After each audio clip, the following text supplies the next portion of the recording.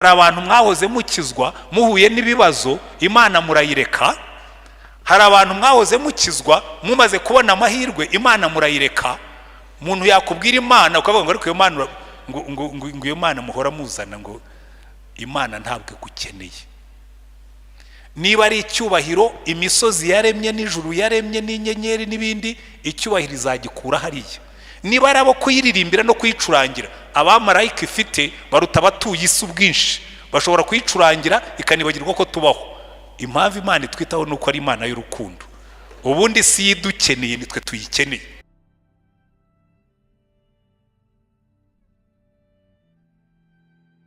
Ndagira ngo buri muntu asuhurize umuri ruhande, hanyuma nimurangiza mufatane mu biganza uko mungana. Ubumva ibiganza bye birimo kumucika, abanza bitunganye neza, ucishe ku ipantaro cyangwa ku ijipo, hanyuma intoki zawe zikomere. Nurangiza mufatire uwo muntu musabire umugisha. Amen. Musabire umugisha, imigisha yose ibaho uyimuvugeho, uhere ku mubiri ugeze ku mutima. Amen. Hari igihe umufarisayo yabajije Yesu, aramubwira ati ariko itegeko risumba yandi ni irihe? Aramubwira ngo ukundisha Imana umutima wawe wose n'ubwenge bwawe bwose n'imbaraga zawe zose n'ubugingo bwawe bwose.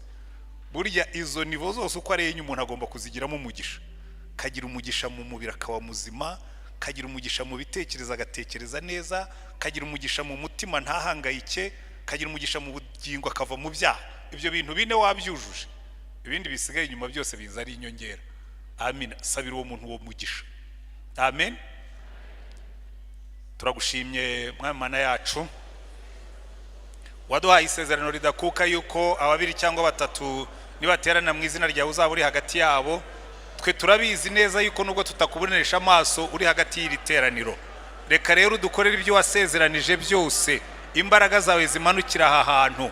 Umuntu wese waje arwaye mu izina rya Mwami wacu Yesu Kristo, waje afite ikintu icyo ari cyo cyose kimubangamiye mu buryo bw'umubiri, imbaraga zawe zimanukire gukiza ubwo burwayi.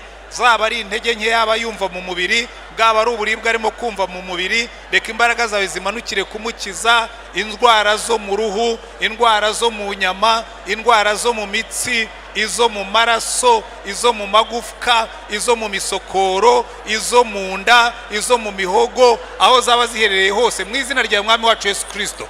Turavuma isoko y'ubwo burwayi kandi turavuga ubuzima ku bwoko bwawe. Kandi mu izina rya Mwami wacu Yesu Kristo turasengera umuntu wese waba yaje hano ibitekerezo byamubanye byinshi, arimo kubunza umutima, arimo kwibaza uko abigenza. Waravuze ngo abarushye n'abaremerewe ngo bajye baza bagusange uzabaruhura. None turasenze ngo uruhura umuntu wari we wese waba yicayemo hano yumva ibitekerezo byamurushije imbaraga, yananiwe gusinzira, yananiwe gutekereza neza. Tuvuza amahoro ku mutima w'uwo muntu, tuvuza ibyiringiro ku mutima w'uwo muntu, ubisohoresha imbaraga zawe. Kandi mu izina rya Mwami wacu Yesu Kristo turasengera umuntu wese waba ari hano yihebeshejwe n'ibibazo, yihebeshejwe n'ibyamunaniye. Turamuvugaho ibyiringiro bishya, turamuvugaho ibyiringiro bizima, turamuvugaho ibyiringiro bidakoze isoni. Imbaraga zawe zimanukire kubisohoza. Turasengera n'uwaba yaje aremerewe n'ibyaha, ibyo byaba ari byo byose, ibyaha byo kutizera, ibyaha byo kuguhakana, ibyaha by'ubusambanyi,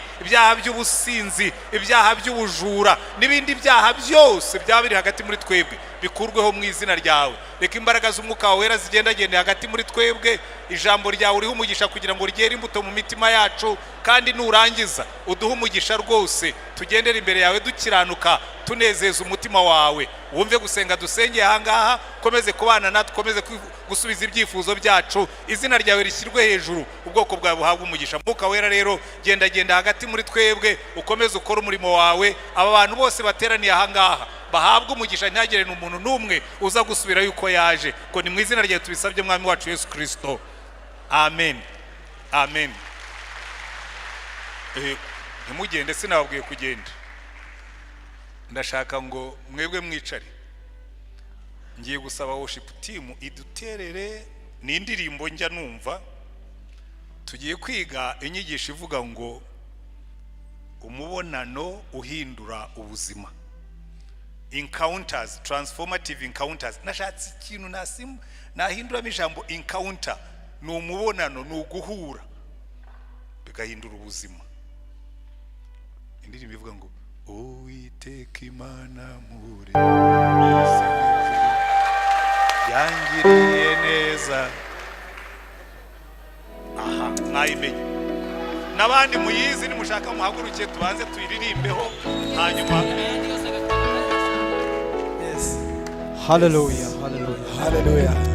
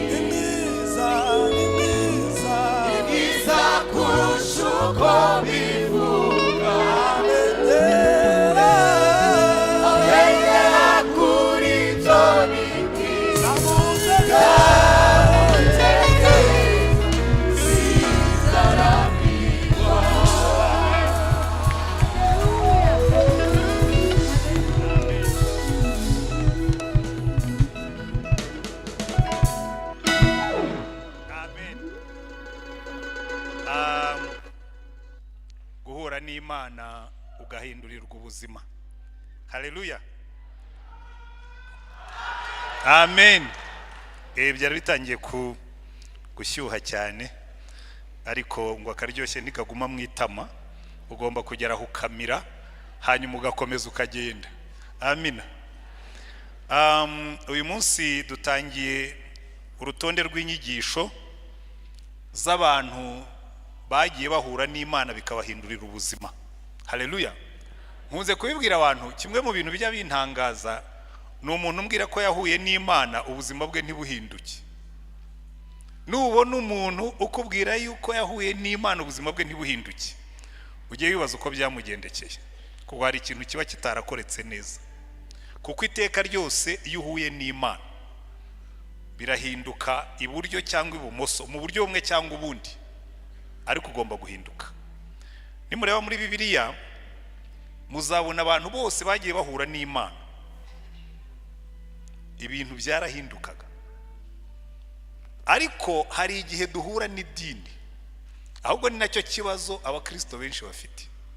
Hari abantu bahuye na pastori, ukikundira ikanzu ya pastori, ukikundira uko urusengero ruteye, noneho bigahinduka idini yawe. Jewe njya mbibona, nk'ubu gihe nshobora kwigisha nambaye ikanzu cyangwa ntayambaye, ariko iyo ukunda idini cyane, iyo ntambaye ikanzu simba ndi pastori. Nigeze kujya gusezeranya ubukwe nkiri kuri katedrali, nari sabudini kuri katedrali, nibagirwa kora. Kandi murabona ukuntu tuba twambaye, hari nubwo utamenya kwirimo, nibagirwa kora aka kantu kaba kano nyine akangaka. Noneho ndagenda sanga umuyobozi umwe mu itorero, sindi buvuge, arambwira ati pastor tugiye hehe? Nje gusezeranya abageni. Nawe yaraje gutaha ubwo bukwe, ati kutambaye gusa urabona nambaye ubusa. Atoya ntabwo wambaye, ati subira ujye kuzana kora. Ntekereza kuva kuri katedrali nkasubira i Remera kuzana kora, ko jewe ntuyiremera. Ndababwira ariko se ko ndi bube nambaye ikanzu nta nuri bubone ko itarimo. Ni n'abakristo benshi nta nubwo baza agaciro kabyo, ngo nakubwiye ngo subira i Remera, subira mu rugo ujye kuzana kora. Twebwe rero twaragiye kumvira abepiskopi, nahise natsi imodoka, ariko nagiye nitotomba, nagiye ntogota mu ndavuga ariko buriya ibi aka kantu niko kagiye gukerereza ubukwe, abantu bagiye gukererwa iminota 40 ngo ngiye kuzana akantu katareshya n'urutoki rwanjye. Ko hari abantu bakunda idini yawe nyine n'imihango n'imiziririzo, ariko iyo wahuye na Yesu ibyo ntabwo bitindaho. Simvuga ko bidafite agaciro, bifite agaciro kabyo, ariko mureke twe kujya tubicurika. Buriya wenda mbaha kandi kuko ko karabareba, twubaka uru rusengero. Aha hantu hitwa kuri aritari hateye intambara n'ubu ntirashira. Ata abantu bazajya bakandagira kuri aritari, ariko icyo kintu mwita aritari ni igiki? Bati hariya mbere ni kuri aritari, ariko Imana ntiyicara hariya, ntawe uzakandagira ibirenge byayo. Ariko buriya mbere kikosa ribamo, ntimuri aho iriya korari iririmbira nako yicara iririmbiye hariya, uru rusengero rwakonja nk'ururi muri furigo. Kuko ntushobora kuririmbira hariya mu nguni ngo umuntu uri hariya kubona, ariko hari umuntu wahitamo ko baririmbira hariya mugakonja kuruta yuko baririmbira hano. Kandi iyo mpagaze hano mba ndimo gukora iki? Mba nkora umurimo w'Imana. Nakora ari ihagaze ibikora umurimo w'Imana. Kukigiye ibyo nkora ndi hano biruta ibyo bakora bari hano. Kandi icyo nera kubabwira, mu ijuru ntituzongera kubwiriza, ariko tuzaririmba. Iki rero hari igihe uburyo twagiye dukora ibintu, idini izikamira encounter n'Imana, guhura n'Imana. Umuntu akaza hano mu rusengero agataha nta kintu atahanye, ariko yahuye n'idini ye. Kamuza atavuye ati mvuye gusenga, wahindutse se? Ati atariko giwe kugenda gutya se, kuki ukora ibingi? Atariko genda umwangirikani. Ninde wakubwiye ko abangirikani bemerewe kwinywera inzoga bakarenza? Baranywa disi rimwe na rimwe ndetse bakarenza, na polisi kabibafashamo, kandi arabangirikani. Ntawe murabona se 5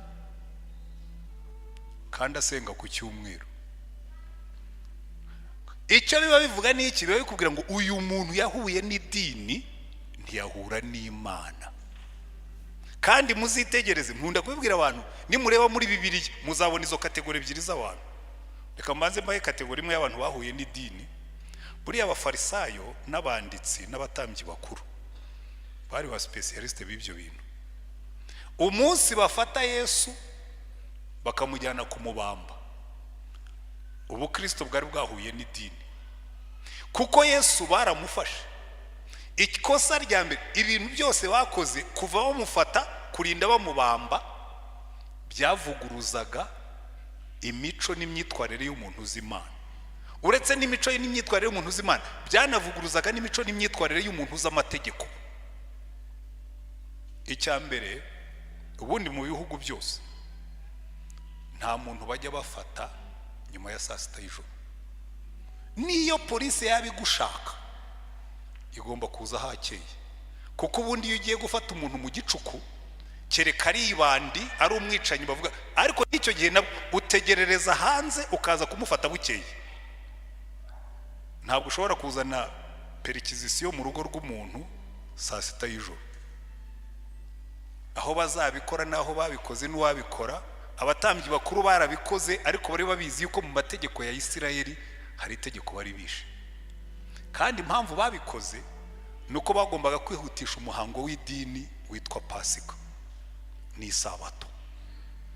Urimo urapanga kubahiriza isabato wapanze kwica umuntu, ukavuga ngo ngomba kubanza nkamwica kugira ngo isabato itaza gusanga tutaramwica.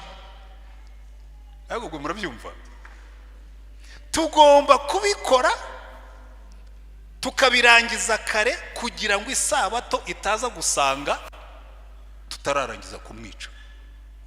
Abo rero n'abantu bahuye n'idini batahinduwe nayo, bamufashe saa 8 y'ijoro cyangwa saa 7. Muri iryo joro ikindi kintu cya kabiri ubundi kitajya kibaho, ariko nabonyemo hano harimo abantu b'abanyamategeko, muze kumvuguruza nibeshya ko ari genjya nibeshya giye nize lettre, ntabwo nize amategeko. Ubundi biremewe gufata umuntu saa 7 y'ijoro no mu Rwanda, umuntu akaza ka ribu cyangwa polisi kaza bakakubita kuri gate bakagukinguza bagasonda ku nzogera bakagusanga mu nzu bakakuvana mu gitanda bakagutwara. Nagiye musonnye nabihorera mukabimena, nabwirwa n'iki ko atari amabanda aje kumfata. Niyo wambwira ngo mfite ikarita nakubwira ntabwo ndi buyirebe, ndategereza mu gitondo mashe kubisoma da. Number 2, iryo joro butari bwacya, kuko batanguranwaga n'igihe, batumiza inama y'ubucamanza bamucira urubanza nta n'abagabo bahari uretse abo bari batumije. Ubundi urwo rubanza rwa nijoro rwari rwo barabikora barabirangiza. Icya gatatu, umucamanza mukuru witwa umutambyi mukuru niwe ugombaga kureba yuko ubutabera bukorwa according to God, mu buryo bw'Imana. We ni umucamanza. Ati nimuzana abagabo. Uwa mbere ati numvise avuga yuko azasenya urusengero akarwubaka mu minsi 3, ariko icyo ngicyo ko atigeze abigerageza, ubwo se turakimurega dushingiye kuki? Ati icyo ntigifata. Ageze aho ngaho uwari umucamanza ahinduka umushinjacyaha. Ariko abantu muri mu mwiza amategeko muri mu mwambwira umuntu ashobora kuba umucamanza akaba n'umushinjacyaha, biremewe ra? Ubundi nibwira yuko umushinjacyaha n'umucamanza badashobora kuba umwe, ariko wumva uburyo bw'idini ihuma umuntu ahindutse umucamanza mukuru ugomba kureba ko ubutabera bukurikizwa. Arahindukira avuga ati ariko nanjye hari ibyo nshaka kugushinja, noneho mpindutse umuhamya ngiye no kuba. Arahinduka umushinjacyaha abe n'umugabo ati numvise uvuga yuko uri umwana w'Imana, nibyo? Atariko ibyo ni wowe bivuze. Atariko ubwo bivuze reka mbigusubiremo mbigusobanurira ati uretse no kuba umwana w'Imana muzambona ngarutse ku bicu. Wari umucamanza ati ubundi turacyategereje ibindi bimenyetso bihe, urubanza ndaruciye nuwo kubambwa. Abaye umugabo wawe umushinjacyaha. Aha rero niho ubona umuntu wahuye n'idini ntahure n'Imana. Bamujyana kwa Pilato, niwe wari umucamanza mukuru uhagarariye Roma.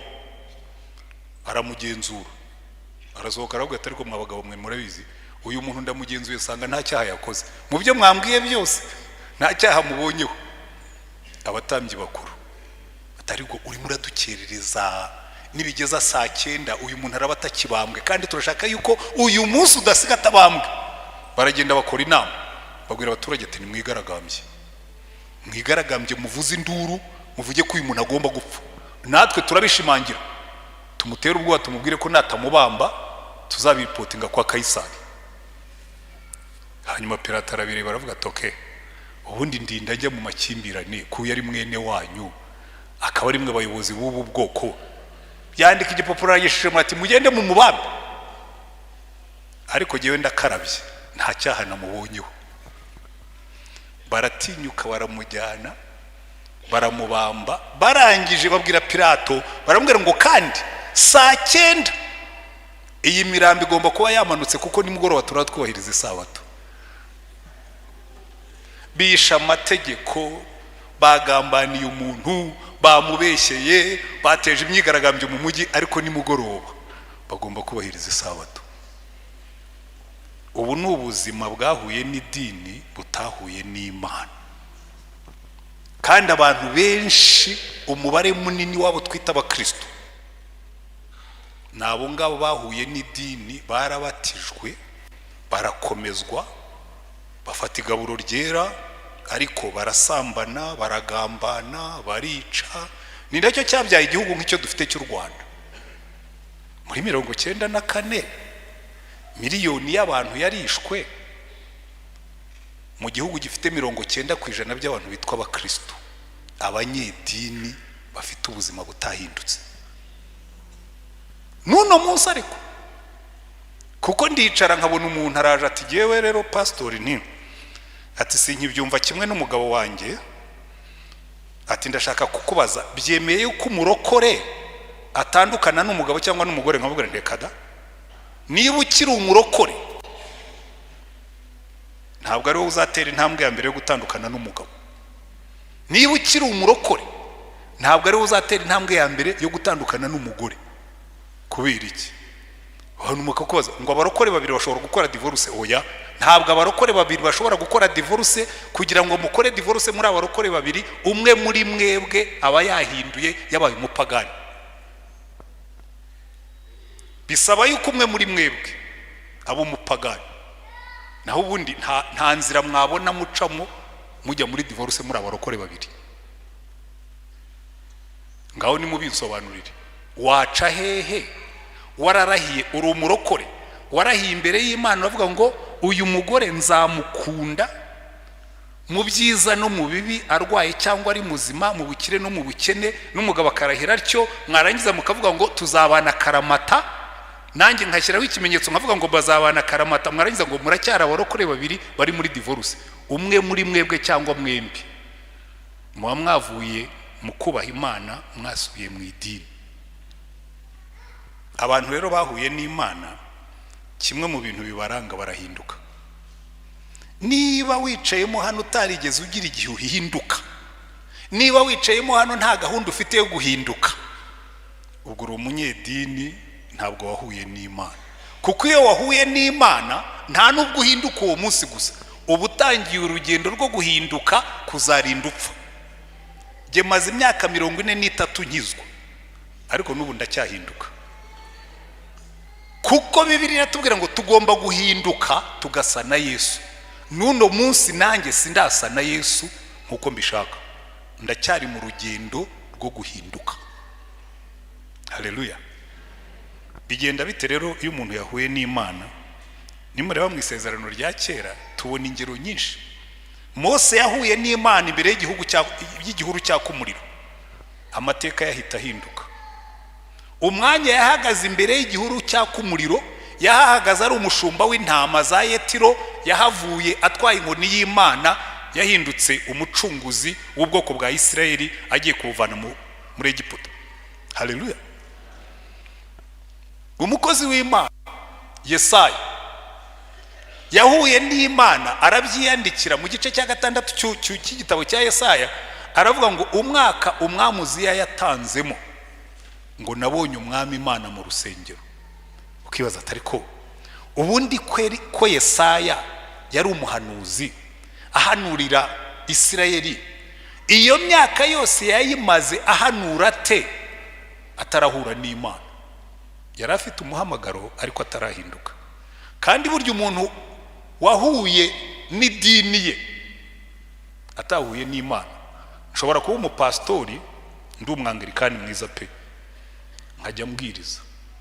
Nimusoma igitabo cya Yesaya, nkunda gukoresha iki kigereranyo, nshobora kubwiriza abantu Bibiliya nyifashe gutya inshuro zigera ku 8, kuva muri Yesaya igice cya mbere kugeza ku gice cya 5. Yesaya aravuga ngo bazabona ishyano abazindurwa no kuvumba ibisindisha, bazabona ishyano abazindurwa no kurema amatiko, bazabona ishyano abirundanyaho ubutunzi abandi bakabura icyo batunga, bazabona ishyano bazabona ishyano bazabona ishyano inshuro 8. Imana iravuga ati ko kariya kagabo ko gahora kabwira abandi ko bazabona ishyano ko kazabona ishyano ryayo. Noneho umunsi umwe Imana irimanukira iza gusura abantu bayo, yinjiye mu rusengero imuhumura amaso abona Imana. Yumva marayika yavuze ijambo rimwe gusa avuga ngo Uwiteka arera arera arera. Haleluya. Kandi iyo marayika ashaka iri kongeraho ijambo akavuga ngo noneho uvuga yuko ari umuntu w'Imana were nkuko so mu ijuru ari uwera, biriya bintu twihaza excuse ngo ariko Imana irabyumva, ngo rigane biri Imana irabyumva. Ntabyo Imana yumva. Imana yaravuze ngo mubabera kuko so mu ijuru ari uwera. Niki cyatsinze umuhanuzi? Yaricaye aravuga ati yewe mbonye ishyano number 1 kuko ndi umunyaminwa yanduye. Bana wazampa Imana rimwe ikamanuka igatsinda abanyaminwa yanduye. Abantu baravuga, abantu barabeshya, abantu baragambana. Aka kanwa kacu Yesaya aravuga ati mbonye ishyano kuko ndi umunyaminwa yanduye, kandi ntuye hagati y'abanyaminwa yanduye. Imana iti sawa, nicyo nashakaga, nagira ngo nawe uhure n'Imana uhinduke. Yesaya aravuga ati mbonye ishyano nanjye. Imana iravuga ngo marayika genda umukozi kara ku munwa umubwire ngo gukiranirwa kwawe gukuweho. Ikara rimaze kumukora ku munwa, Imana iravuga ngo noneho ndatuma nde? Ati barigiye utuma. I'm ready. Haleluya. Muzitegereze kuva kuri Yesaya igice cya 7. Yesaya hanura ibya Yesu kugeza no ku rupfu rwe n'uburyo azazuka n'uburyo azagaruka. Kuko iyo wahuye n'Imana by'ukuri ugenda uvuga Imana kandi ukayivuga neza. Wanayivuga abantu bakumva uyizi, wanayivuga abantu bakayibona, wanayivuga abantu bakifuza guhinduka. Yewe mpora nsenga Imana nkabera Imana, yewe ndambiwe abafana. Mfite abafana we, mfite abafana. Pastor turagukunda, murabura gukunda Yesu, murankunda ngo biba muri iki. Mukunde Yesu ahindura ubuzima bwanyu. Abafana bo ndabafite pe. Niba utabizi ubwo nuko utajya uhura nabo, ariko jewe mpura nabo kandi nkanabashimira. By the way abafana banjye mwese rwose ndabashimira ko nanjye oya reka mbabwire ikintu kimwe mutazi. Jewe iyo mpuye n'umuntu uwo ari we wese akambwira ngo pastor ngo inyigisho zawe ziradufasha, binteramo challenge ikomeye cyane yo kuvuga ngo what if none ejo yazumva bambwira ngo pastor Ntwane ngo bamusanze yagiye gusambana, none bazumva ejo bavuga ngo pastor Ntwane twamusanze mu bintu by'ubugambanyi, none yazumva ejo bavuga ngo pastor Ntwane twamusanze yagiye kwiba. Bintera kwigengesera kuko nanga guhemukira abambwira batyo. Ariko ni cya kabiri bintera no kwigengesera nkatura muri iri jambo kugira ngo ninjya kuri kwigisha riza rizima. Bintera no gusenga cyane kugira ngo igihe ngiye kwigisha abantu b'Imana nibuke ko it's not about me, it's about Jesus. Ntabwo ari mu mbaraga zawe, ntabwo ari mu mbaraga zanjye, ntabwo ari mu bwenge bwanjye. Kandi cyakane hagasigara ikintu kimwe, iyo umuntu ambwiye gutyo tumara gutandukana nkabwira Imana icyubahiro cyawe kigumane.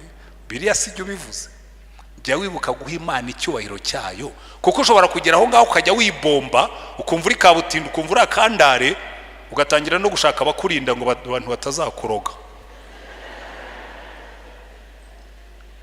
Herega jewe ibyo mvuga ndabizi, nta urandoga, ariko cyakora abanyifotorezaho. Abantu bakaza ariko pastor bire ibintu byawe wihaye byo kureka abantu bose bakakwifotorezaho. Uziriya foto wazayikoresha iki? Uri foto ntabwo ndi foto ngo bazirogeramo ra. Ubundi umuntu yashatse kukoroga ya buri foto yawe, ako mwagiye mwimira ibintu koko mukanakoresha n'ubwenge Imana yabahaye. Hari igihe numva abantu babimbwira bakambwira ngo ifoto ngo umuntu ashobora kuyikorogera mwavuga ni ndakanyago, nandogera mu ifoto ntibizafata, sindi ifoto. Ariko icyo nende kubabwira ni icyo ngicyo, iteka ryose ugomba guhura n'Imana ubuzima bwawe bugahinduka. Isezerano rishya ryo ryuzuye abantu bahindutse, reka niyo kubavugaho kuko bamwe ndaza kubagarukaho. Ariko uyu munsi umuntu tugiye kwigaho ni igishushanyo cyiza cy'abantu bagomba guhura n'Imana. Murabizi igice cya mbere badusomeye mu isezerano rya kera batubwiye umugabo witwaga Namani. Namani buriya ni igishushanyo cyiza cy'umuntu w'uno munsi. Haleluya. Icyambere nimusubire hahandi Abami wa kabiri igice cya 5 ngiye kwigisha nihuta. Baratubwira ngo Namani umugabo w'ingabo z'umwami w'Isirayeli yari umutoni kuri shebuja kandi yari umunyacyubahiro. Bamuvuga neza pe, yari umutoni. Burya hariho abantu b'abakozi ariko hariho n'abatoni kuri ba shebuja. Namani yari umukuru w'ingabo za Siriya ngo ariko akaba n'umutoni kuri shebuja. Amen. Kandi ntabwo ari umutoni kubera ibintu byitonesha, kubera ibintu byironda kivandimwe, ironda koko cyangwa ironda karere. Namani yari umutoni w'umwami kandi yari abikwiriye, kuko baratubwira mu murongo ukurikiyeho ngo yari umugaba w'umunyamaboko w'intwari. Umugabo ngo ni Uwiteka yaheshaga Abasiriya kunesha. So ibyo yari yaragezeho ubutoni bwe, umwami yaravuga ati uyu mugabo afite inyongera agaciro mu bwami bwanjye. Uyu mugabo azana umusaruro. Hari ibintu njya nkundira abayobozi bamwe na bamwe, including uyu mwami w'Isiriya yatoneshaga abantu kubera ibyo bashoboye no kubera ibyo bakora. Hari abantu bamwe batoneshwa kubera ko bafite akarimi. Hari abantu bazi gucerereza, hari abantu bazi gucabiranya, hari abantu bazi guhakwa ariko batazi gukora. Bagatungwa no kugemura amagambo, bagatungwa no kubeshyera abandi, bagatungwa no kwiyamamaza neza, barangiza bakaba batoni ariko bimbura mumaro. Ntabwo Namani yari muri iyo kategori. Yari wa wundi umwami avuga ngo uyu mugabo ni umutoni kuko ibyo mutumye byose agarukana intsinzi. Icyo nicyo twebwe nk'abakristo twagombye no kuba tugamijeho. Tukuvuga ngo ngiye gukoraho nkora hose, bantonesha batantonesha, kuko burya ababaye abatoni kubera yuko bakora, niyo umwirukanye abona abandi bamushaka. Ariko wari umutoni kubera yuko azi kugemura amagambo, iyo bamwirukanye nta nuba kimushaka. Ushatse mwaziga kugenda nka Namani. Namani buriya ndamukunda cyane. Yari umutoni w'umwami kubera yuko ngo Uwiteka yamukoreshaga agaha intsinzi Siriya. Haleluya. Ariko icyo si cyo turi butindeho, ahubwo nyuma yo kuba umuntu ukora, nyuma yo kuba umuntu ushimwa, Bibiliya ikongera, nubona muri Bibiliya bavuze ibintu byiza bakongeraho ariko ujye umenya ko ubwo bigiye kuba bibi. Yari umutoni, yari intwari, yari umukozi, ariko hari ikintu kitamuturutseho cyari kimuriho, yari umubembe. Namani umuntu ushimwa yataha mu rugo avuye gutsinda urugamba, akabwira madamu ati madamu uraho. Umugore aramukumbuye, abana baramukumbuye, akabwira ati mwibuke yuko ndwaye, muhagarare hirya nzajya mbapepera. Noneho ngo bukeye azana umuja. Ariko reka mbanze mvuge kuri icyo ngicyo, kuko abantu benshi bahagaze muri position ya Namani. Hari abantu benshi muri iki gihugu, hari abantu benshi muri uyu mujyi na hano bashobora kuba barimo bahagaze nka Namani. Uri umunyamugisha, Imana yaguhaye umugisha, urakora urunguka, ubu mutunzi. Umaze kuba umutunzi, ibyaha bigusenyera urugo. Nta kintu kijya kimbabaza nko kubona abantu bazamukanye, mukazamuka mwembi muri abasore, umugore acuruza agataro, umugabo anyonga igare, bakabivaho bakakora akabutike kakavamo iduka, bamara kugura imodoka, urugo rugashya. Umugabo akajya avuga ariko uyu mugore ntabwo ahuye n'ikigero ngezemo. Ntabwo mubizi se? Ntabwo muzi se? kereka niba mutaho mu Rwanda, cyewe ndabazi benshi. Ukazamukana n'umugore mukaruhana, mwagera mu myaka nk'iyanjye, kandi ubwo uraririmba nka Rugamba, nashatse umugore narutaga none arashaje jye nkibyiruka. Ubyiruka ujya nzashaka umutoya mumuharike numva iryo raha. Ntabo muzi se? Ku myaka 70 uri muri kuba mu bana, uri success hanze, bakubona wambaye ikote na karavate, utwaye imodoka nziza y'igiciro kinini, ariko mu rugo uri ikibazo. Umwana umwe yarambwiye ati pastor, ati mfite ikibazo gikomeye. Ati papa turasa, ati kandi turitiranwa. Ati kimwe mu bijya bimbabaza nuko iyo ngiye ahantu bakavuga ngo uyu mwana ni uwa kanaka, ngo ati mpita ntekereza yuko nsa na papa, nitiranwa na papa wa wundi wabaye ikibazo mu rugo. Ati nkumva ndababaye nkibaza ukuntu nabihindura. Nkamubwira nti ntacyo ushobora guhindura kuko ubwo ari so niso, abe mwiza abe mubi niso. Ntushobora guhakana paternité ya so kuko yarakubyaye. Ariko urumva icyo ndimo kubabwira, Namani yaratahaga avuye gutsinda urugamba ntashobore guhoberana n'umugore. Namani yaratahaga avuye gutsinda urugamba ntashobore guhoberana n'abana kuko arabembye. Ibibembe muri Bibiliya ni sembore y'icyaha, kuko Bibiliya yatubwira ngo icyaha gikoze isoni amoko yose, ngo ariko gukiranuka bishyira ubwoko hejuru. N'abantu bangaye Imana yahaye umugisha, ibyo yabahayeho umugisha bikabahindukira umuvumo. Dufite abana b'abanyabwenge muri iki gihugu, mporana nabo. Umwana yahurudutse ibyumba w'umusore mwiza, araza aramubwira ati pastor, ati ndenda kwiyahura, ariko mbere yo kwiyahura ndashaka kubanza nkaganira nawe. Ndababwira nubwo uganire nanjye ntukiyahuye, ko nta mpamvu ufite yo kwiyahura uri muto. Muzi urubyiruko rugerageza kwiyahura muri uyu mujyi ukuntu rungana. Abana bafite ababyeyi bazima, abana bafite ababyeyi bakize, abana bafite ababyeyi bakomeye, abana bafite ababyeyi bize, ariko bakiyahura. Kubera iki? Hari ikitagenda nubwo afite byose. Namani afite byose, afite ubutunzi, afite icyubahiro, afite ubutoni, afite kumenywa, ariko ibibembe byamubujije umunezero. Ariko haleluya, hari inkuru nziza igiza. Ndenda kukubwira niba wicayemo hano, nawe nkubwire, cyangwa ushobora kuba uri hano cyangwa uri online, cyangwa ubutumwa ukazabwumva nyuma yaho. Ujye wibuka yuko iteka ryose y'Imana ikiriho, ibigufitiye inkuru nziza. Mu nkuru mbi zose uzanyuramo ntuziyahure, kuko hirya y'inkuru mbi haba hari inkuru nziza. Hirya y'ijoro haba hari igitondo. Namani mu bitero bajyaga batera muri Isirayeli, avanayo umukobwa w'umuja, araza muha umugore we. Noneho umuja akajya areba ukuntu shebuja ataha, bajya kurya akabona isahani ariraho bayoza ukwayo yonyine, nabwo bambaye ga. Yajya kuryama akaryama wenyine kandi umugore we ahari.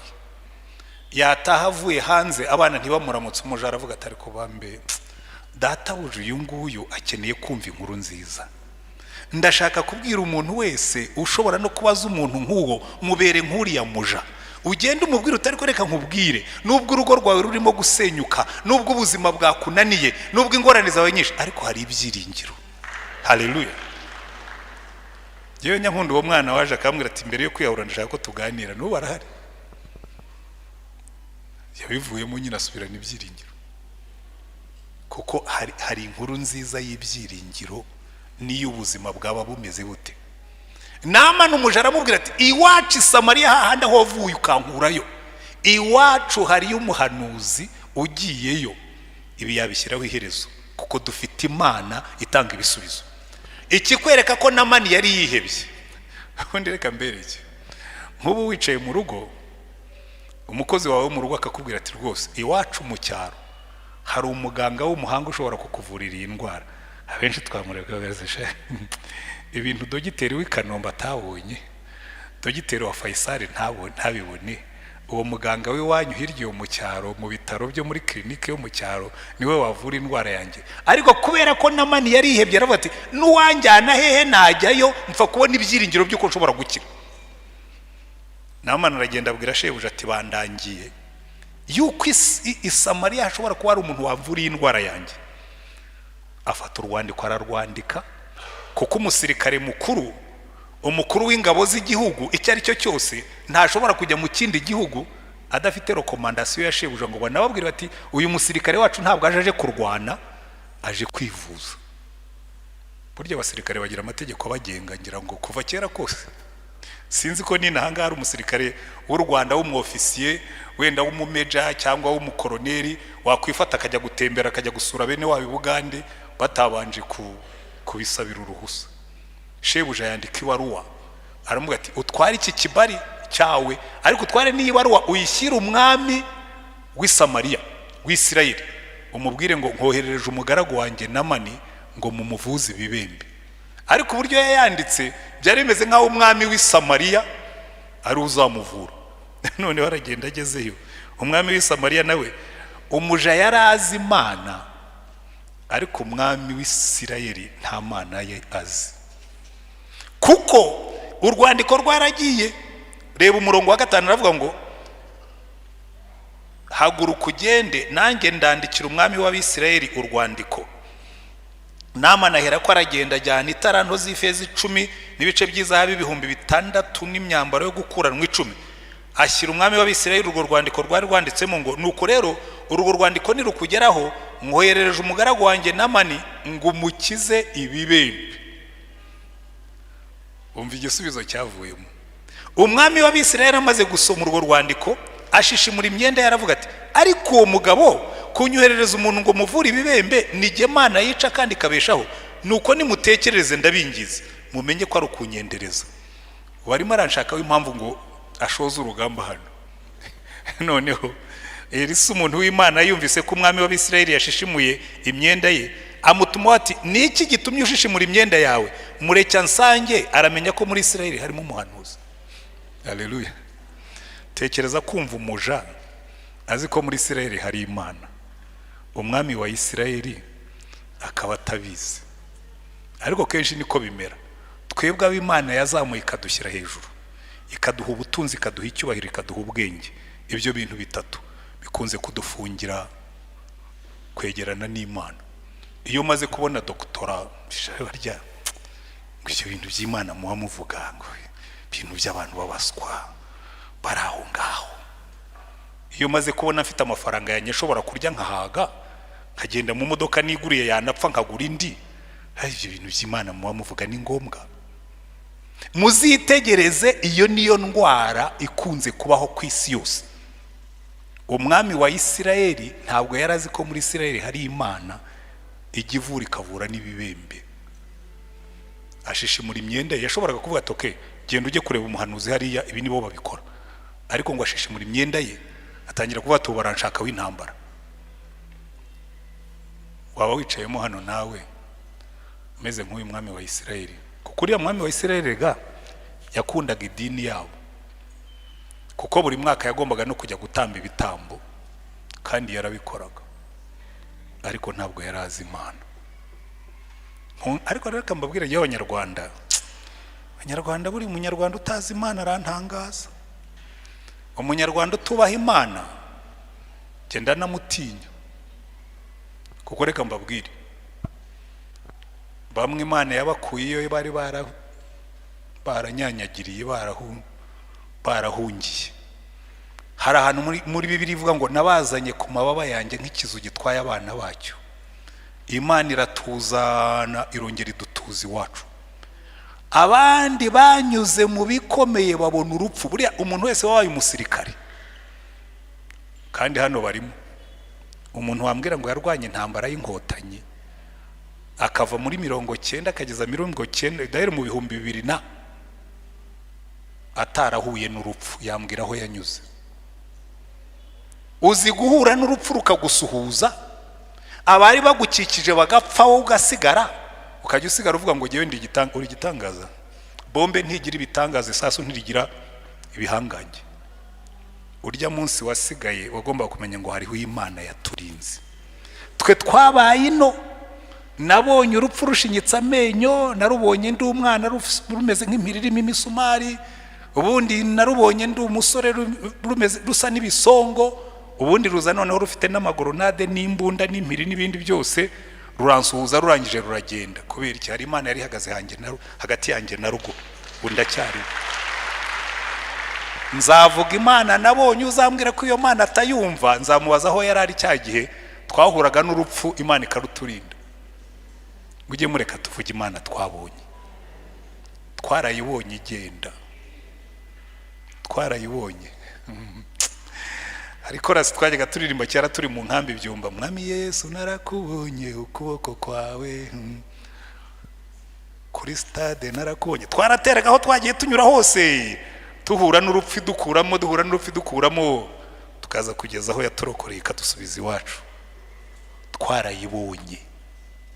Umwami wa Isirayeli kubera ko yari shattered, nta nzara ijya yica umwami, n'iy'ingabo zateye umwami ni upfa nyuma. Ariko umuntu wese wahuye n'ibibazo ajya amenya Imana, kandi twese twahuye nabyo. Nuko kenshi iyo umuntu akize icyamwirukanaga yibuka impumu yagize kikimuri inyuma, akibagirwa n'uwakimukijije. Ntimuzibagirwe uyu mwami wa Isirayeli, kubona atarazi Imana izwi n'umuja. Reka ariko nkomeze kuko tugomba kurangiza kandi isaha yagiye. Aragenda ajya kwa umva, Namana aragenda ajya kwa Elisa, agenda n'icyubahiro cyinshi. Nkunda ukuntu bamuvuga ngo yari afite indogobe, buriya nta nubwo n'indogobe n'amafarasi nuko babindi buri. Yari afite amafarasi atwaye ibiro 70 by'izahabu n'ibiro 340 by'ifeza silver, n'imyenda 10 yo gukuranwa, costume 10, abishyiriye umukozi w'Imana. Kuko iyo umwami amukiza ibibembe hari ikintu yagombaga gusiga, bundi ntawe ujya kureba umwami atamushyiriye ituro. Ariko icyavuyemo niki? Yarazi ko Elisa ari busohoke, akaza akamwimpressiona, akabona ndetse uwo muntu uje kumureba burya ari umunyacyubahiro, afite na escort, afite n'ubutunzi. Elisa yigumira mu nzara, abwira umukozi ati genda umubwire ngo genda widumbure muri Yorodani 7 uravamo wakize. Umva ijambo yashubijeho, kuko iri ngiri niryo natwe tujya tugira. Aramubwiye ngo genda wiyuhagire muri Yorodani. Abantu benshi tubabwira gukizwa, ukamubwira terega ikizakiza urugo rwawe nuko wakira Yesu, ikizakukura mu nzoga nuko abantu mwahoze mukizwa muhuye n'ibibazo Imana murayireka. Hari abantu mwahoze mukizwa mumaze kubona amahirwe, Imana murayireka. Umuntu yakubwira Imana ukavuga ngo ariko iyo Imana ngo iyo Mana muhora muzana, ngo Imana ntabwo gukeneye. Niba ari icyubahiro imisozi yaremye n'ijuru yaremye n'inyenyeri n'ibindi, icyubahiro izagikura hariya. Niba ari abo kuyiririmbira no kuyicurangira, abamarayika ifite baruta abatuye isi ubwinshi, bashobora kuyicurangira ikanibagirwa ko tubaho. Impamvu Imana itwitaho nuko ari Imana y'urukundo. Ubundi si yidukeneye, nitwe tuyikeneye. Ubundi ninde ukeneye? Hari abantu benshi bazi yuko umugabo umwe yagiye kwivuza mu Buhinde, ari mu bantu bahakana Imana. Iyo ni inkuru yabayeho. Ndavuga ati ariko rabizi, ati reka dusenge ndabona ibintu bikomeye. Aravuga ngo ya ngo Imana ntasenze ndi muzima, singiye kwisengeshwa nuko narwaye. Ngo yaje nyambwira abantu nkabwe ntiburiya hari ibintu bizakwibutsa ko ukeneye Imana. Hari intege nke uzagera muzikwibutse ko ukeneye Imana, ntuzinangire. Kuko Namani yaravuze ngo nahoze nibwira yuko ari buze, ngo akarembarembye intoki, ngo hari uko mbyumva jewe, yagombye kubyumva. Imana ntishaka kubyumva nk'uko bishaka, ni wowe ugomba kubyumva nk'uko yavuze, ni wowe ugomba kubyumva nk'uko yo ibishaka. Nta handi agakiza kazabonerwa uretse muri Yesu, nta handi agakiza kazabonerwa uretse kwihana ibyaha ukabivamo. Naho ibindi uko byumva ntibizagukemurira ibibazo. Ugomba kubyumva nk'uko Imana ibyumva. Niba wicayemo hano urimo guhimana n'Imana, ni wowe urimo kwihima. niba wicayemo waravuye mu gakiza ngo ni ukubera ko hari ibyo utabonye uko wabishakaga, ni wowe urimo kwihima, ni wowe urimo guhomba, kuko Imana yo ifite abayiramya bahagije, wowe uvuyemo nta gihombo ifite. Ukeneye Imana ni wowe, Imana si igukeneye. Noneho Namani aravuga ati ariko ubundi kumbwira ngo ninjye muri Yorodani, imigezi wacu aba na fapa ntibirusha kiriya kidendezi cyanyu, biriya biziba byanyu ntibirusha ubwiza. Abagaragu be baraza baramubwira ati ariko nyagasani, iyo agusaba kugenda ugashaka isake y'ibara rimwe, murabizi buriya isake y'ibara rimwe kugira ngo uzayibone, abapfumu bajya bayituma abantu ariko kugira ngo uzayibone isake y'ibara rimwe, ikaba ari igitare ntigiremo n'agakara n'akabo, n'amaguru yayo akaba ari igitare, ndakurahiye yabonwa n'umugabo igasiba undi. Baravuga ati iyo gutuma ikintu gikomeye nk'ibyo abapfumu bajya batuma, niwe wari kubishaka ukabibona. Kukubwira gusa ngo ugenda widumbure mu mugezi, niba wakwidumbura muri Aba na Fapa, kuki utakwidumbura muri Yorodani? Baramuhendahenda, baramubyinira, aracururuka, aragenda ajya kuri Yorodani. Reka nkubwire, niba ushaka gukizwa, va mu mitekerereze yawe. Imana si izigonda, ni wowe ugomba kwigonda. Imana si izahinduka, ni wowe ugomba guhinduka. Imana si izahindura kondisiyo yashyizeho, ni wowe ugomba guhindura izo wishyiriyeho. Haleluya. Aramanuka aragenda, reka dusoreze aha ngaha. Ageze kuri Yorodani, buriya rero nicyo kintu gikomeye njya mbitekereza. Namani general en chef yakuyemo imyenda, ubundi yajyaga agenda ibibembe yabihishe, akambara akageza hano mu ijosi. Abantu benshi ntibari bazi ko Namani abembye, uretse wenda umugore we n'abana, na wenda n'umwami yari yarabibwiye, nawe yabwiraga ko arwaye. Burya hari igihe tuba turwaye ukabuza ukuntu urwaye, ariko abantu bakubwira ati sumeze utiti nta kibazo, ariko ubizi ko urimo gushira. Yari abizi ko arimo gushirira imbere, ariko yarabihishaga. Ariko kugira ngo ajye muri Yorodani byamusabye gukuramo imyenda, ibibembe bijya ahagaragara. Kugira ngo ushobore gukizwa nuko wemera kubembye, kugira ngo ushobore gukizwa nuko watura ibyaha byawe, kugira ngo ushobore gukizwa nuko wemera ugafungura umutima ukavuga ngo Mana ndabembye, ndarembye. Akuramo imyenda, abantu bamutiye baba we burya generali nuko ameze, yarashize. Ngo yidumburamo rimwe, nibwira ko yavuga ati nini dumbura rimwe, wenda yidumbuye muri rimwe azamutse babona biracyari, bataracyabembye. Arongera aridumbura, ataracyabembye. Ubwa gatatu bataracyabembye, ubwa kane yarakibembye, ubwa gatanu bataracyabembye, ubwa gatandatu nabwo yaraki, ubwa karindwi asohotsemo babona uruhu rwabaye ngo nk'urw'umwana muto. Haleluya. Kuko kondisiyo bari bamuhaye. Bibiliya iratubwira ngo niba ushaka gukizwa, number 1, nta rindi zina twahawe munsi y'ijuru dushobora gukirizwa muretse rya Yesu. Number 2, nuko wemera ibyaha byawe, ngo twizeze umutima tukatuza akanwa tugakizwa. Haleluya. Ukavuga ngo uko Imana yabivuze niko ngiye kubikora. Ndizera Kristo nk'umucunguzi wanjye, nemera kumwumvira nk'umwami wanjye, nemere kuva mu byaha byanjye. Abantu benshi bicayemo hano cyangwa barimo no kunkurikira bari hanze, hari ibyaha wicaramo ukumva ngo bikuryoheye, hari ibyaha wicaramo bikakugira miserable, bikakubuza amahoro, ariko ngo ukumva ari byiza. Urasambana ngo ukumva ari byiza, ariko ubyibuke iyo utashye ubura amahoro. Ndetse bamwe muyabura mutaragera no mu rugo, ugatangira kujya muri telefone ugasibasiba, ugatangira kujya muri telefone ukadiritinga ama message, ugatangira ubundabunda uri umugabo ushaka iki, ubundabunda uri umugore mukuru ushaka iki. Jya ugendera mu mucyo, ugende weme, ibyo bibembe bivemo. Namani yavuyeyo, icyakijije Namani no kumvira. Yibiye 7 ku nshuro ya 7 yari yakiza. Arangije aramanuka kandi ajya gushimira umutambyi, umuhanuzi. Ariko nkundera isa, abahanuzi bari bakwiye kumwigiraho. Aragenda ati hano mfite izahabu ibiro 70, bwari ubutunzi bwinshi. Mpafite costume 10 zo gusimburana, mpafite n'ifeza, silver, argent ibiro 340. Ndabigusigira kuko ibibembe nabikize, turaguranye. Ndagusigira ubutunzi ibibembe byanjye nabyo bijyana na mugatoya. imana yacu impano zayo ntizigurishwa, tuzitangira ubuntu. Abantu mwirirwa mugurisha ngo tanga amafaranga njye kugusengera, ngo tanga amafaranga nkugire ku musozi, uzajye kwigira ku birenge bya Elisa. Biriya ni ibirenge byiza. Ariko umugaragu we Gehazi arabira ati bosi araretse biriya bintu biducaho koko, ngo arabikurikira.